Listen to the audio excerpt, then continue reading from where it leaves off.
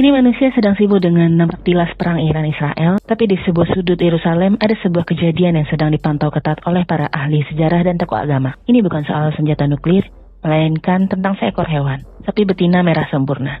Bagi mata awam ini mungkin hanya ternak biasa, namun bagi umat muslim ini adalah pengingat bahwa skenario besar dari Allah sedang berjalan di depan mata. Sejak September 2022, 5 ekor sapi merah diterbangkan dengan penjagaan super ketat dari Texas menuju Israel. Berita ini valid diliput oleh media besar seperti Al Jazeera hingga CBS News. Kenapa satu dunia harus peduli pada sapi-sapi ini? Jadi gini, ada kelompok yang sangat berambisi membangun kembali sebuah gedung suci atau kuil di atas lahan yang sekarang menjadi Masjidil Aqsa.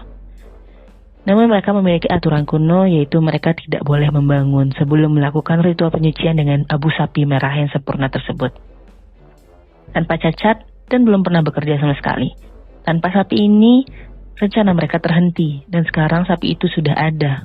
Namun sebagai umat Islam, kita diingatkan melalui surat terpanjang di Al-Quran, yaitu Al-Baqarah, yang artinya sapi betina. Di sana Allah menceritakan kejadian di zaman Nabi Musa alaihissalam sebagai pengingat abadi bagi kita. Dulu ada rahasia pembunuhan yang tidak terungkap. Lalu Allah memerintahkan penyembelihan sapi betina kuning tua untuk menghidupkan kembali korban dan mengungkap siapa pelakunya. Ini poin pentingnya, apa yang terjadi puluhan ribu tahun lalu, jika dulu sapi digunakan untuk mengungkap kebenaran, sekarang di era modern, sapi merah justru dijadikan syarat manusia untuk mewujudkan ambisi mereka di lahan yang sangat sensitif bagi umat Islam. Ini bukan kebetulan.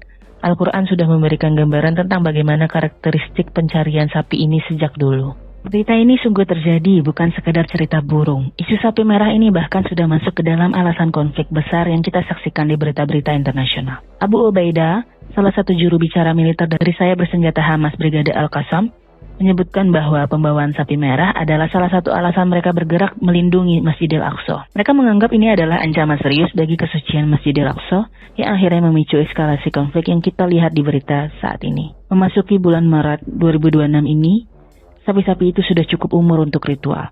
Persiapan lokasinya pun kabarnya terus berjalan secara senyap di wilayah Shiloh. Shiloh terletak di wilayah tepi barat, sekitar 30 hingga 40 km di sebelah utara Yerusalem. Banyak yang merasa khawatir dengan eskalasi yang mungkin terjadi ke depannya. Namun bagi kita yang percaya, ini adalah bukti bahwa tidak ada satupun peristiwa di bumi ini yang lepas dari pengawasan Allah SWT. Mungkin manusia bisa merencanakan, manusia bisa merekayasa genetika sapi agar terlihat sempurna.